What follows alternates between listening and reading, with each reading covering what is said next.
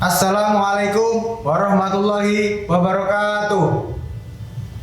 Terima kasih atas kesempatan yang diberikan. Pada kesempatan kali ini, saya akan mempresentasikan laporan pembelajaran mahasiswa Diploma 1 Teknik Pemeliharaan Mesin Otomasi Akademi Komunitas Toyota Indonesia. Alhamdulillah, saya mendapat beasiswa di Akademi Komunitas Toyota Indonesia dan terpilih menjadi siswa supplier di PT Sugiti Kreatif. Setelah menjalani pendidikan, saya akan bergabung di PT Sugiti Kreatif yang bergerak di bidang mold and plastic manufacturing. Sebelumnya perkenalkan diri, nama mahasiswa Muhammad Taufik Hairul Fajri, NIM 3215319. Saya berasal dari Pekalongan, Jawa Tengah, dari program studi Teknik Pemeliharaan Mesin Otomasi. Safety komitmen selalu menjaga disiplin ergonomi saat bekerja. Saya akan menjelaskan apa saja yang didapatkan selama 1 semester di Akademi Komunitas Toyota Indonesia. Semester 1 dimulai pada bulan September 2021 hingga bulan Februari 2022. Di awal, yang pertama kami mendapatkan 5S atau 5R. Di 5S atau 5R ini ditempatkan di awal karena efeknya sangat luar biasa terhadap poin-poin di dalam industri seperti safety, quality, productivity, cost, dan human resource. 5S atau 5R ini merupakan poin-poin penting yang harus dikuasai oleh mahasiswa untuk mempersiapkan di dunia kerja nantinya. Yang pertama, seri atau ringkas, yaitu memilah barang yang sering digunakan dan yang tidak digunakan. Bila mana terdapat barang yang tidak digunakan, segera singkirkan. Dan bila menyingkirkannya membutuhkan biaya, maka negosiasikan atau pikirkan kembali. Yang kedua yaitu seton atau rapi. Rapi yaitu meletakkan barang sesuai dengan tempatnya dengan cara memberi layout serta menentukan jumlah minimal dan maksimal dan memberi nama barang tersebut. Tujuannya adalah agar siapapun yang mengambil dan meminjam serta menggunakan barang tersebut dapat mengembalikan ke tempatnya serta menghilangkan proses mencari. Yang ketiga, resik, yaitu membersihkan atau inspeksi dengan target yang jelas. Kemudian yang keempat yaitu rawat. Rawat adalah memastikan atau menjaga kondisi R1, R2, dan R3 telah berjalan dengan baik. Memastikannya yaitu dengan visual. Yang pertama, apakah masih terdapat barang yang tidak digunakan. Yang kedua, apakah masih terdapat barang yang tercecer. Yang ketiga, apakah masih terdapat ruangan yang kotor atau berdebu. Kemudian yang kelima, yaitu rajin. Rajin merupakan output yang diharapkan dari 5R yang merupakan disiplin terhadap aturan. 5S dan 5R memiliki tahapan masing-masing. Yang pertama, change mind atau merubah pikiran. Kita semua harus sepakat dan serempak dalam hal pikiran agar tujuan 5S dapat tercapai. Yang kedua yaitu change behavior atau merubah perilaku. Yaitu kita harus merubah habit dari yang tidak konsisten menjadi konsisten. Yang ketiga, change workplace, yaitu merubah tempat kerja menjadi lebih aman dan nyaman. Dan yang terakhir yaitu change performance atau merubah performa. Performa yang diharapkan adalah performa yang disiplin dan memiliki kepekaan terhadap lingkungan kerjanya. Selanjutnya ada quotes dari Takashi Osada, yaitu 5S is the best way to eliminate waste. 5S adalah jalan terbaik untuk menghilangkan kesia-siaan. Selanjutnya kami mendapatkan Giken Yochi Training dan Hiarihat. Giken Yoshi Training merupakan upaya pengendalian bahaya yang dilakukan secara berkelompok untuk mengendalikan bahaya yang belum terjadi. Sedangkan Biarihat adalah upaya pengendalian bahaya yang dilakukan sendiri untuk menduga bahaya yang nyaris terjadi atau near miss. Bisa juga berupa unsafe action maupun unsafe condition.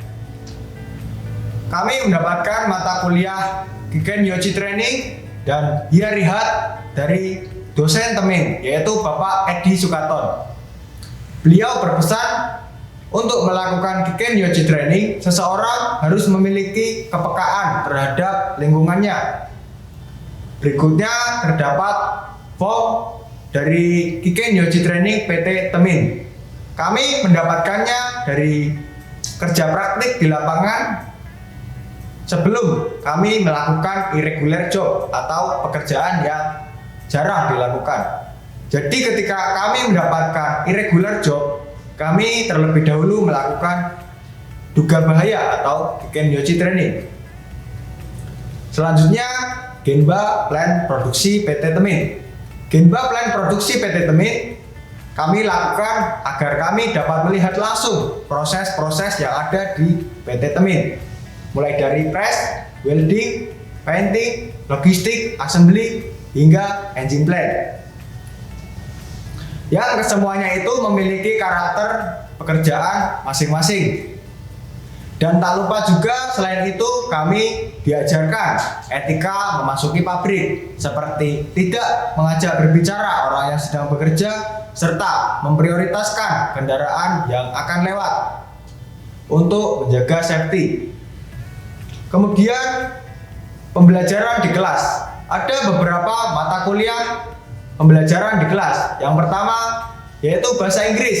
Bahasa Inggris sebagai bahasa internasional. Kemudian kami juga mempelajari PKN dan budi pekerti. Bagaimana berbangsa dan bernegara yang baik serta respect for people. Kemudian ada mata kuliah Hito Syukuri dari bahasa Jepang. Hito artinya manusia dan Syukuri artinya proses membuat.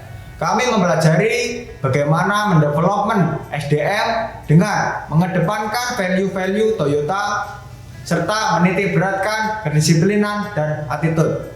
Kemudian mata kuliah Toyota Indonesia. Di sana kami mempelajari sejarah Toyota, mulai dari founding father-nya yaitu Sakichi Toyoda hingga Toyota Indonesia seperti sekarang ini. Kemudian kami juga belajar electric vehicle dan industri 4.0. Di sana kami mempelajari jenis-jenis mobil listrik serta cara kerjanya. Kemudian kami juga belajar future teknologi seperti 3D printing, kemudian Internet of Things. Selanjutnya untuk mata kuliah soft skill. Mata kuliah soft skill ini adalah untuk memaksimalkan hard skill yang kita miliki.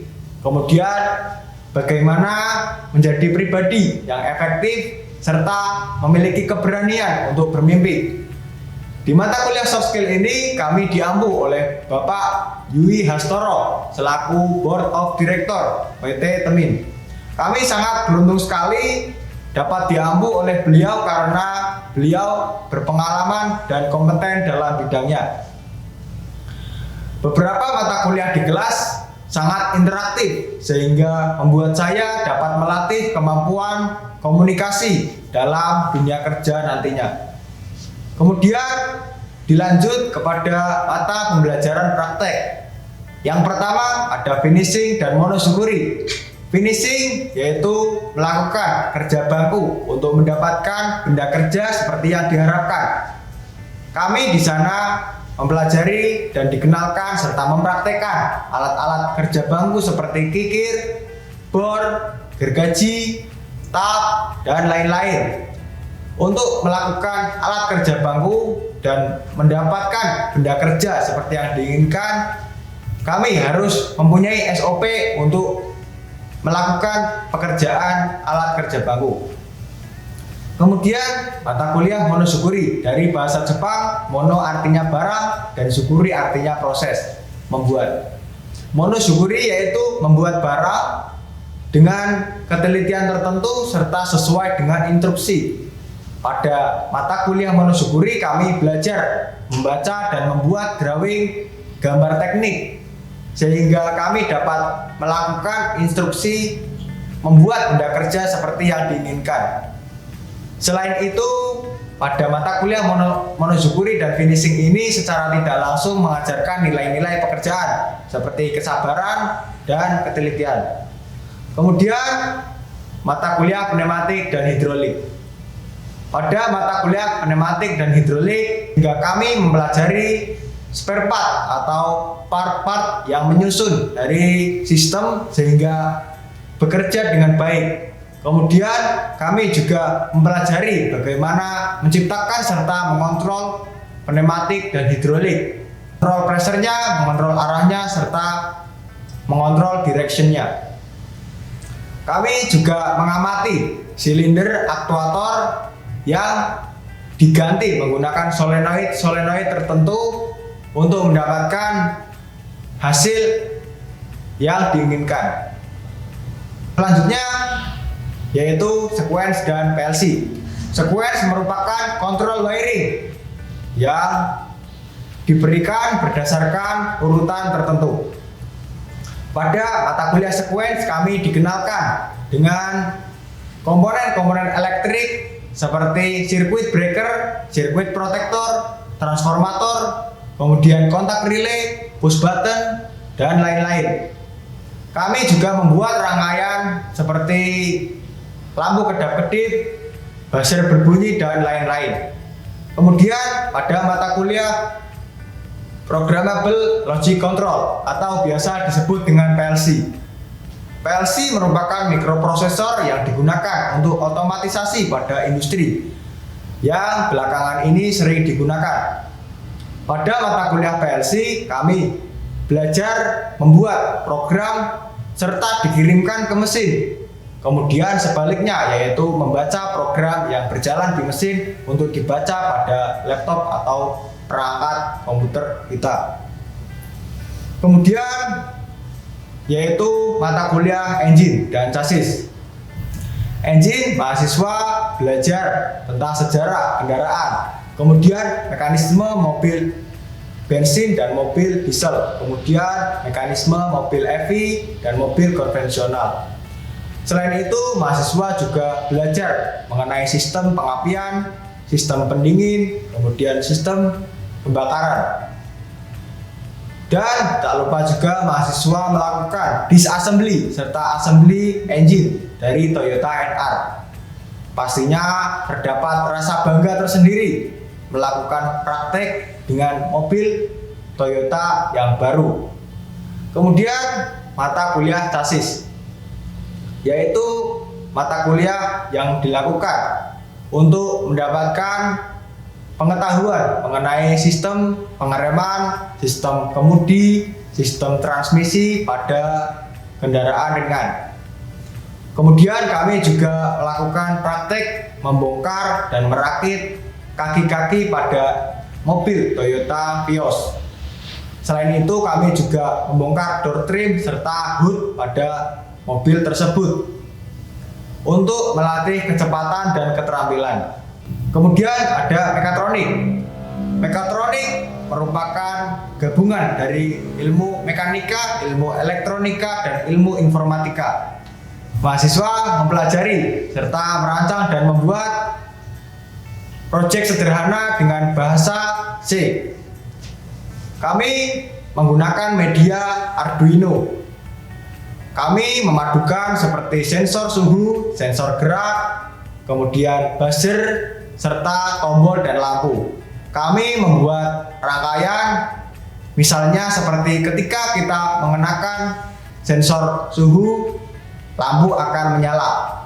Kemudian selanjutnya yaitu suggestion system dan quality control circle. QCC yaitu merupakan cara yang sering digunakan oleh industri untuk menemukan atau mengidentifikasi suatu masalah.